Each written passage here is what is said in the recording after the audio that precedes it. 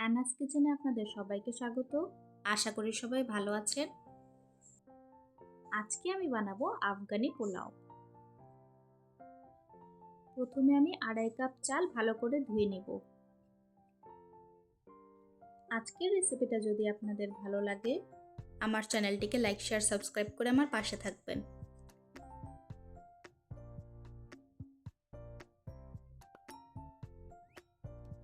চাল ভালো করে ধুয়ে নিয়েছি। এরপর স্বাদ মতো নুন ও 1 চামচ চিনি দিয়ে দিব।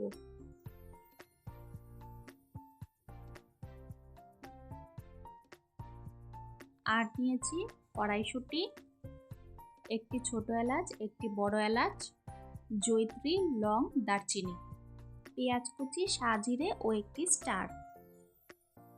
আজকে আমি 2.5 কাপ চাল নিয়েছি।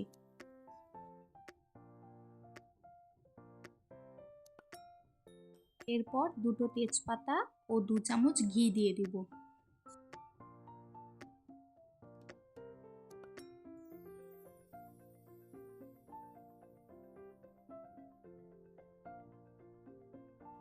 ঘিয়ের সাথে চালটাকে ভালো করে মাখিয়ে নিব।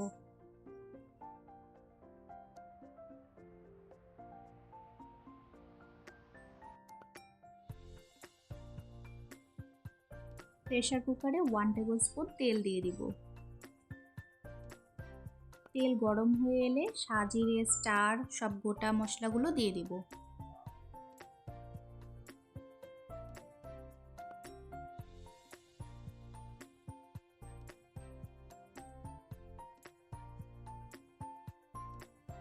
ভালো করে নাড়াচাড়া করে নিব।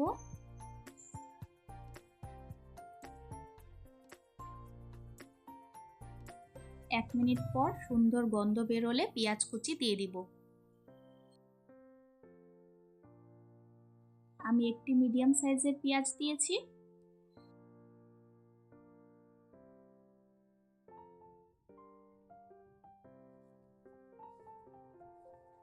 পেঁয়াজ হালকা লাল করে ভাজা হয়ে গেছে। এখন আমি চালগুলো দিয়ে দিব।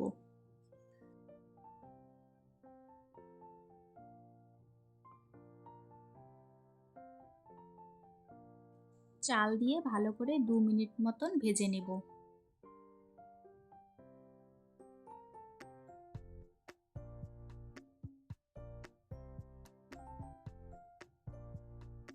এরপর 1 টিস্পুন আদা বাটা দিয়ে দিলাম।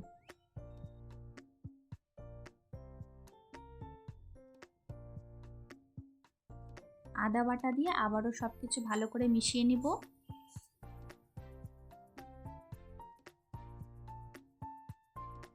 এই আফগানি পোলাও সবকিছুর সাথে খুব ভালো লাগে খেতে।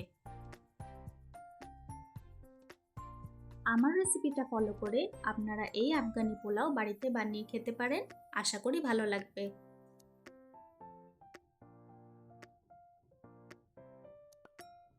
চাল ভালো করে ভাজা হয়ে গেছে। এখন আমি 4 কাপ জল দিয়ে দিব।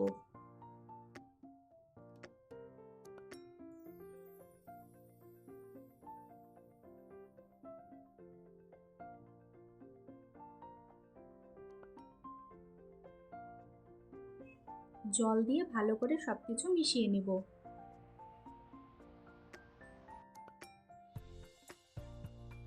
এই সময়ে নুন কম হলে স্বাদ মতো নুন দিয়ে দিব।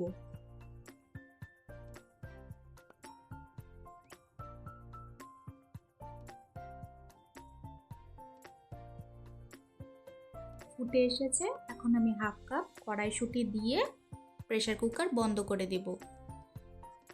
প্রেসার কুকারে একটা সিটি আসার আগে গ্যাসের ফ্লেম বন্ধ করে দেব।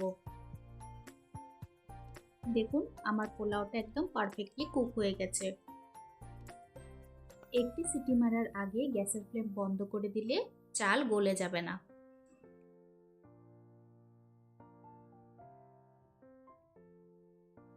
এরপর 3-4টে কাঁচা লঙ্কা ও আরও 2 চামচ ঘি দিয়ে দিব।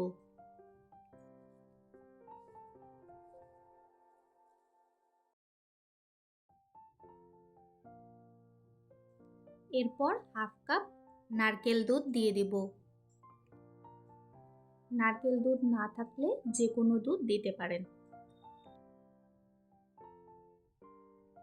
সব কিছু ভালো করে মিশিয়ে নিয়ে লো ফ্লেমে 2 মিনিটের জন্য কুক করে নেব।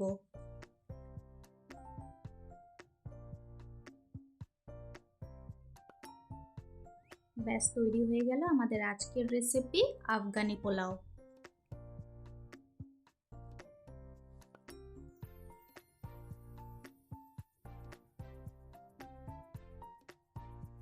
আমি উপর থেকে একটু বেরেস্তা দিয়ে দিয়েছি।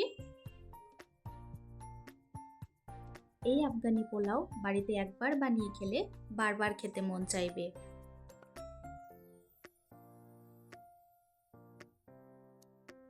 আজকের ভিডিও দেখার জন্য আপনাদের সবাইকে অনেক ধন্যবাদ। সবাই খুব ভালো থাকবেন।